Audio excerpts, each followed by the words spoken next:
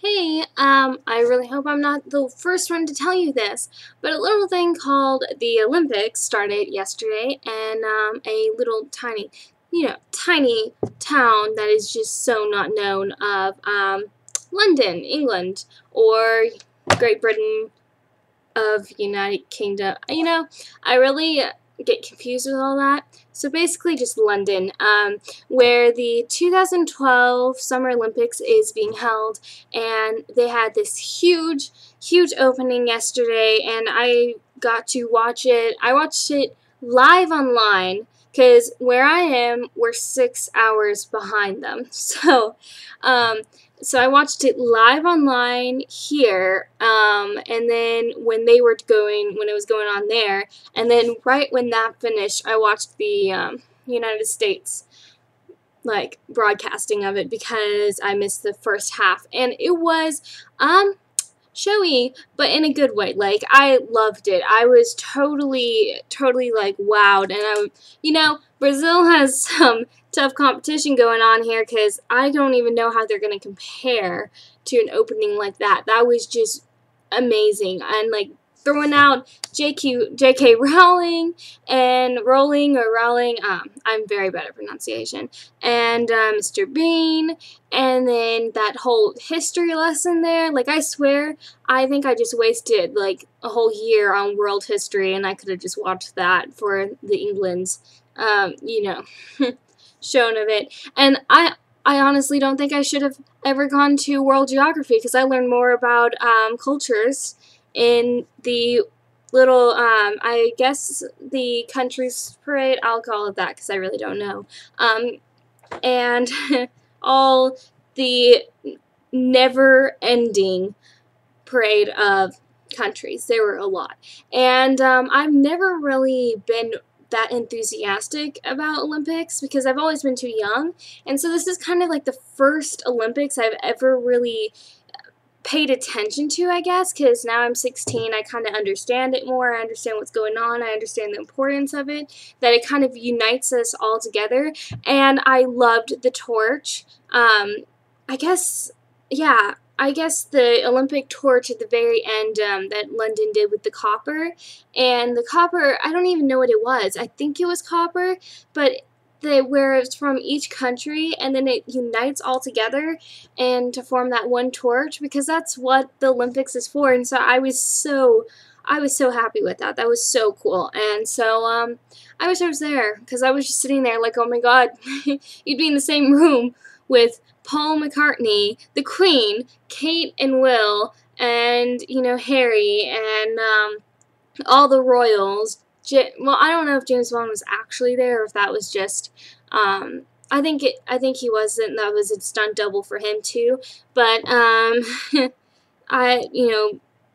guy who plays Mr. Bean, because Americans aren't as familiar with him. At least I'm not. I just know him as Mr. Bean, but he's hilarious. I loved that little part of it, and just it made me realize how awesome Britain really is. And I was like, wow, like, it's that one free night. When you get to host the Olympics, it's like your one free night to brag about all your accomplishments, and everyone doesn't care. And everyone's like, yeah, you have the right to brag, so we're going to let you do it. And they did it well. And it was, throwing David Beckham in there, and it was, it was phenomenal. But I thought it was funny, because they didn't show this on America's broadcasting of it, but like I said, I was watching it live for Britain's thing. But when London's team, or I mean, just England, I don't know if it was UK's team or if it was just England, but when their team came out, I loved their outfits the most because I honestly thought Americans looked like airport attendants. But my friend knows some people that were either in the Olympics this year or going to, or knew people that were in the Olympics on the U.S. team, and she told me that beforehand, and she was right. They look like airport attendants, but they still looked baller, I guess.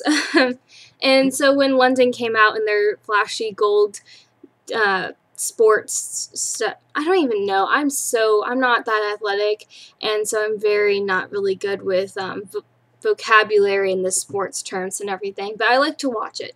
So I've been doing that all day today. And when they came out in their little uniforms and stuff, all gold and pimped out and stuff, the queen was just sitting there. They showed this on Britain's like broadcast of it, but she was just looking at her nails, and when they flashed to her during this whole, like, all this confetti everywhere, and she was just looking at her nails. I think that was just bad timing, but it was funny. And then so that was really cool. I thought it was pretty spectacular, and it was just beyond amazing, and the symbolism was pretty awesome. It was awesome. They really outdid themselves, and I thought it was pretty cool. You know, I was like, if you want to direct something, you want to direct the Olympics opening, that's pretty awesome. It made me want to go back and watch the old ones, and I'm just going to tell you this. I think my camera is stuttering, so if it's a little slow, I'm sorry. It does that sometimes. So I'm just going to tell you that beforehand, because it seems like it's doing that again, and I hate that. But anyways, so it made me want to go back and look at the old openings, and I'm going to do that like right after that, because I keep forgetting all day, because I was doing some driving exercises. Because, yeah, trying to get my license, and so I just got home and that kind of stuff, and I'm going to eat a sandwich and try that, but I wanted to go back on it, and especially, I don't really remember when the last American one was, but I want to see what America did for it, and I am really excited to see what America does for their next one, which the next possible one will be 2024. Okay, that was my phone. So, the next possible one will be 2024. That's possible. They haven't done they just have bids in there right now. But, I think the next winter one is in Russia. Then the next one's in Brazil, the summer one. And then I think the next one is in South Korea, 2018 for, winter. And then I think they haven't done the other biddings, but they didn't bid. U.S. didn't bid 2020, and wow, that's so weird to say 2020. Wow, they didn't bid 2020, and they lost out to 2022. So they're focusing on 2024 and 2026, and I will be 28 when in the next possible American one, and so that's going to be interesting. They have a few cities in mind, but the cities I most likely want, like I think the most possible is either LA, New York. I don't know if that means New York City or just New York. New York City seems like crowded to me to have the Olympics, but whatever. And Philly. They have Philly and Chicago, Dallas, and Detroit, which I was like, huh. And then in LA, did I say LA? But I think it'll probably be LA if they win, if US wins, because that will be their third year, and so they'll be the second city to have it for 3 times after this year's London. And so I bet it'll be LA, but I would like it in Chicago or Dallas, and I'd actually be okay with LA, but the point is, like, I was talking to my uncle about this yesterday, and he was like, yeah, it's going to be too hot in Dallas, and probably LA too, but for the summer, but I think it'd be cool, because Dallas has the Cowboy Stadium, and I've been there, and I've been to Dallas, and I like Dallas. They have the Cowboy Stadium and the Ranger Stadium, so they've got, you know, big, everything's bigger in Texas, of course, so they've got big things. Chicago is awesome. I love Chicago, too. I've been there, of course, too, and they have, like, Cubs, you know, the Cubs and stuff, and I love that. And I forgot the name of it for a second right now because I have bad memory, but it's really famous. And I've been there, and they're very spiritual, and it's so exciting. So Chicago is always exciting, and then LA, they, you know, like I said, they'll probably do that, but that'd be cool. And so that's the next possible American ones, but I can't believe I'll be 28 the next possible one, but that'll be one opening, because can you imagine the ones to come? Like, if this one was that big and like, wow, I can't imagine the next. But I think it's really cool. Like, I I've never really realized it, but it just unites everyone, and I love how it all starts to the history of the Olympics and to Greece and the torch being, everything.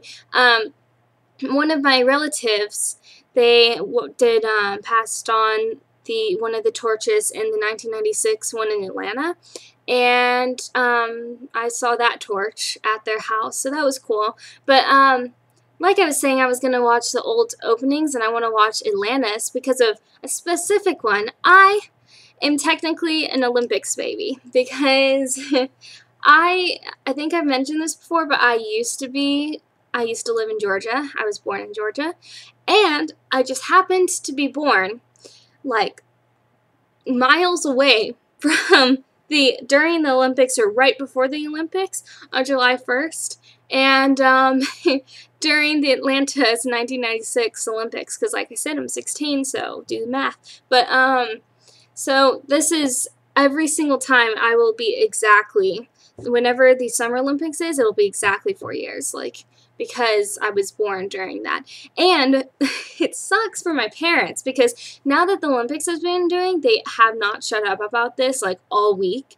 But they had tickets to see the Olympics basketball game with Dream Team and the U.S. team, Dream Team. Like, you should know this, NBA and everything.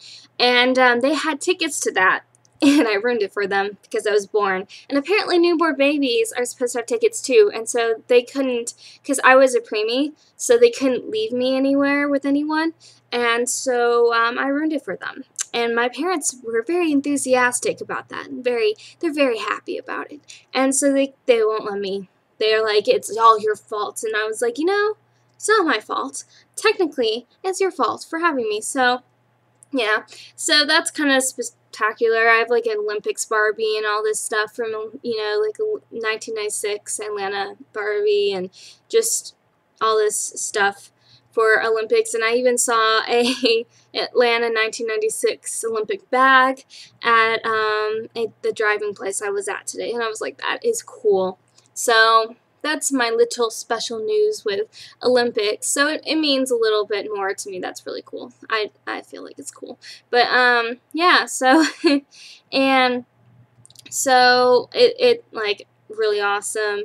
And it's really not symbolic, but it's a really big deal because this is the first Olympics ever to have each country or nation or whatever, each country allows females to be eligible to go to the Olympics. That's a very big deal when it comes to civil rights. So, yay to humanity. Like, round of applause to humanity. That's pretty awesome. And so, yeah, I think that's it. I wrote down everything I wanted to say because I said things, but I've been I watched the volleyball one and, cheering on because it was South Korea to U.S.'s volleyball, and they were close. They were getting up on them, and I think U.S. apparently won, and it's so weird that they're 6 hours ahead of us, and I'm making this at 6:41 right now, so it's like almost 1 in the morning right there. So like, so when we went onto the guide to look up when to record the events, my mom was like, oh my god, why is it like 4 in the morning? I was like, 6 hours ahead. It's only 10 there. And so it's funny because when we stopped watching the opening, they were actually starting to wake up. It's kind of funny. I think it's funny. But London outdid themselves, and London's been having quite a couple years now, haven't they? Considering last year, 2011, April 2011, they had the royal wedding, had that big shindig, and then they had the Queen's Jubilee this year, and now they have Olympics, and I'm just going to predict this, and let's just put my money on it, but I have a feeling that they'll keep having their years, because eventually Kate's going to have to get pregnant to have an heir, and so, yeah, I feel like it's nonstop British pride. Like, I have that anthem so stuck in my head, I've almost forgotten what America's version of it is, because we kind of stole their anthem. Yeah, that's a little sore subject, because us Americans were the rebels, and yeah. Oh, U.S. history to its finest, which I'm supposed to be doing right now. I'm supposed to be doing that summer assignment because I'm in AP this year for U.S. history, but I'm not. See, I think Olympics is better history lesson. So, there's my little video of the day. I had to comment because everything's so spiritual and exciting, and Olympics and stuff, and yet again I make a long video and I have to get onto that and stop that, but I wanted to say that, and so have fun watching it. I kind of tried to be like excited and stuff, and did red nails. If you want to know what this is, it's Essie's Ole Caliente. So it's like a red, and it's kind of like a watermelon red, actually. And it has blue sparkles at the tips. Kind of like a French manicure. I was just trying to be creative. But, so U.S. colors. Yay. Spiritual. I just had to do my nails, so. Okay, then I'm going to go. And I'm going to go and actually do my summer assignments, so. I'll see you guys later. Have fun watching it. It'll be like non-stop Olympics for the next couple of weeks, so. I can't wait till the closing, because if the opening's that big, then the closing, oh my god. And so, yes, I'm going to go and watch the old ones, because it got me interested in seeing how the past ones were. And what's your comments? Who are you cheering on? Like, because I'm sure not all of you are from U.S. And I'm even cheering on some people from the British team. Like, there's one guy named Tom Daly that I think I'm pronouncing that right, but he seems interesting. And it's weird because he went to the Olympics and he went to Beijing last time, and he was only 14, and that's just astonishing to me because I'm 16 and I can do that to save my life. And he won gold medal. I think he won gold medals and stuff. But I'll keep my eye on him, and I like gymnastics, and I'm interested in seeing gymnastics and basketball, and I've been watching volleyball, and the biking, that's very long. I can do a 6-hour bike ride to save my life, and it's been pretty cool to watch. So tell me who you're cheering on, what your guys are doing. I just like to see all the different cultures because I'm a culture and history fanatic. So yeah, okay, I've talked way too much. So I'm going to see you guys later. Ta-ta. Bye.